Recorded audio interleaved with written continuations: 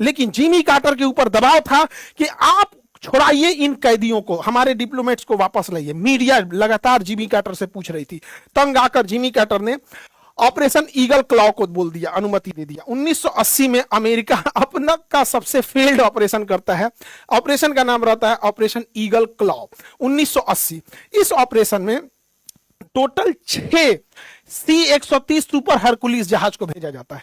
इस जहाज की खासियत ये कहीं उतर सकता है, इसमें चक्का भी होता है और चक्का के नीचे अगर हम लोग इसमें एक तरह का समझिए जूता पहना दीजिए, स्लेट पहना देंगे तो ये बर्फ पे भी उतर सकता है, रेगिस्तान में भी उतर सकता है, बालू पे भी उतर सकता है, कच्ची सड़क पे भी उतर सकता है।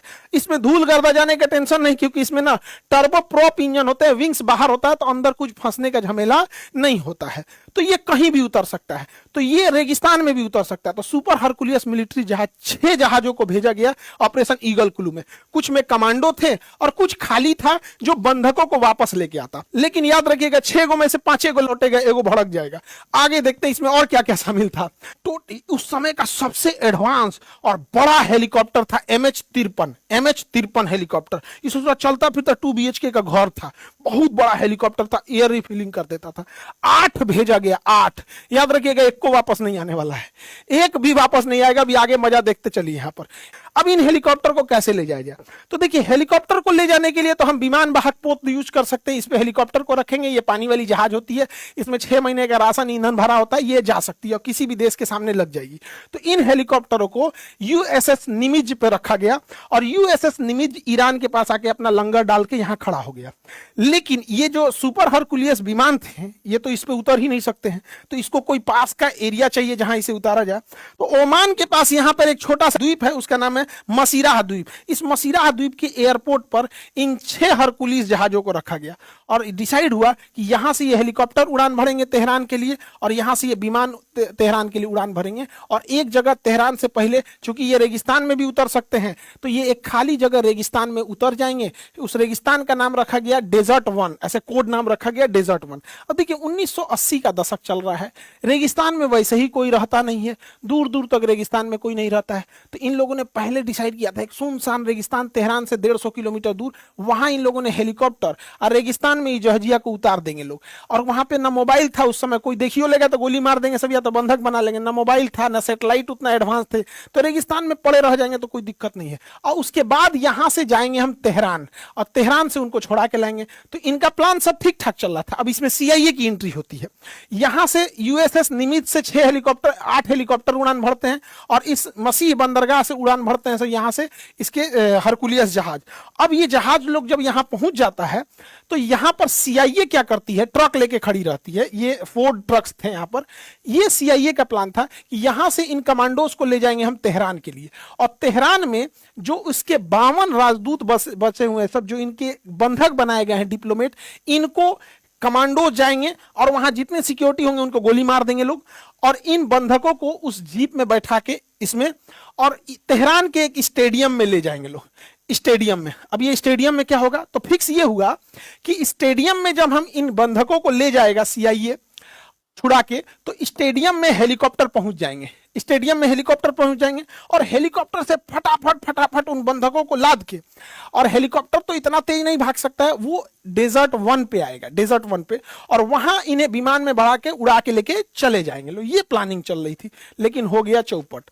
ईरान का ससुरा, ईरान एक किला है, चारों ओर पहाड़ है देखिए, और उन लोग यहां पे फंसे थे। यहां पर गड़बड़ क्या हुआ, एगो हेलीकॉप्टर का डैने टूट गया, ले एगो हेलीकॉप्टर का डायनेमिक टूट गया, एगो हेलीकॉप्टर का हाइड्रोलिक लीकेज फेल हो गया, उसका कंट्रोले काम नहीं कर रहा था, तो 2 निपट गया। और तीसरा हेलीकॉप्टर ना, वहां आंधी उड़ गया, रेगिस्तान में धूल की आंधी हो गया, एमे ढह गया, 3 गो ढह गया। ले ससुरा तू नहीं, ये 8 गो में 3 जना ढह गए लोग शुरुआत में, अभी ऑपरेशन हुआ ही नहीं, इससे में 3 जना ढह गए लोग। अब हुआ बवाल, क्योंकि जब ऑपरेशन शुरू हो रहा था तो वहां कहा गया था कि कम से कम 6 गो हेलीकॉप्टर चाहिए, कम से कम 6 हेलीकॉप्टर चाहिए। और ससुरा 3 गो तो ढह गया है, तो 8 गो में से 3 गो ढह गया, तो बचा कितना, 5 गो। तो हुआ कि भैया अब 5 गो बचल है, कम से कम 6 हेलीकॉप्टर चाहिए, चाहिए तो 8, लेकिन 6 गो से कम नहीं होगा।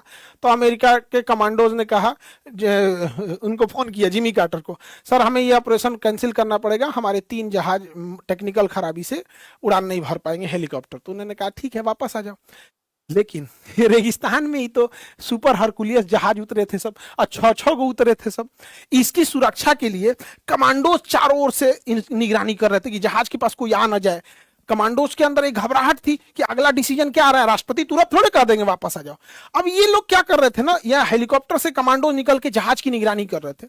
इसी बीच हुआ क्या, एक बस जा रही थी, बाराती सबको लेके लौट रही थी, तो ये कमांडोज ने ना बस को घेर लिया, कहा रुक रुक रुक रुक रुक, निकल बाहर, निकल बाहर, निकल बाहर, निकल।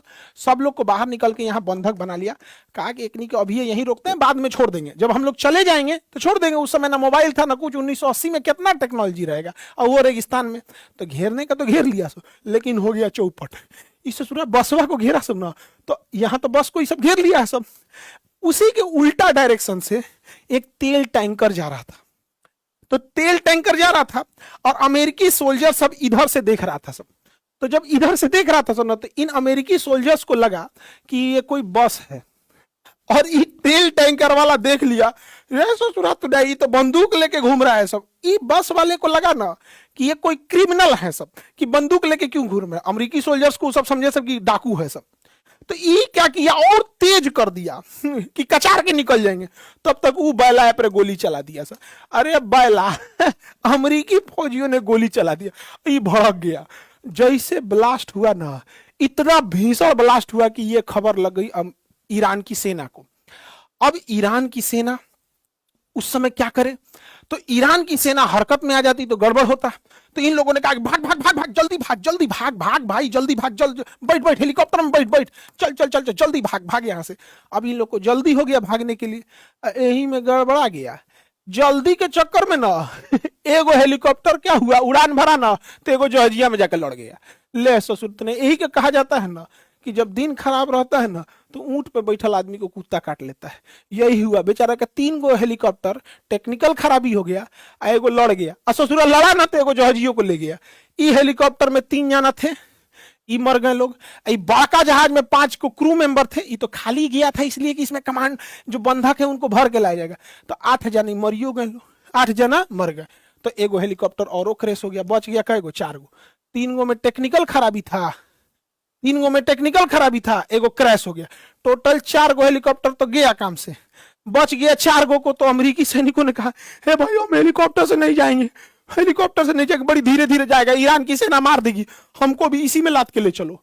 तो भैया हुआ कि 4 गो हेलीकॉप्टर को छोड़ दो ईरान में ही।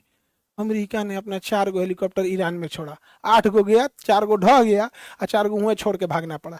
और एगो तो ढहा था यही में लड़ के, तो एगो इहो चौपट हो गया। तो 8 तो 8 हुए रह गए, और 6 गो में 5 गो लौटा का, तो कुछ नहीं, खाली हाथ लौटे। घनघोर बेइज्जती हुआ अमेरिका का, एकदम गाढ़ा बेइज्जती हो गया अमेरिका का। और अमेरिका में जिमी कार्टर का थू थू हो गया, जिमी कार्टर का एकदम थू थू हो गया। और इत्तेफाक से 1981 में इलेक्शन था, ले सोचो नहीं, 1980 में इनका बंधक बना लिया गया और ऑपरेशन ईगल क्लू फेल हो गया, और 81 में इलेक्शन था, उसी साल इलेक्शन था। तो इलेक्शन में इनको भयंकर इसका लॉस उठाना पड़ा, और फाइनली जिमी कार्टर को मजबूर होना पड़ा, ईरान के 12 बिलियन डॉलर को वापस देना पड़ा।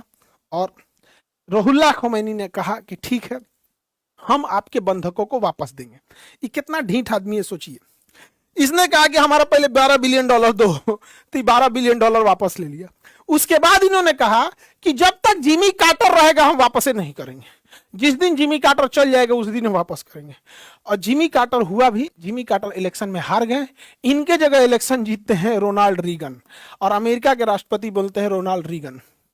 20 जनवरी 1981 को जिमी कार्टर इस्तीफा देते हैं, और 20 जनवरी 1981 को रोनाल्ड रीगन शपथ लेते हैं।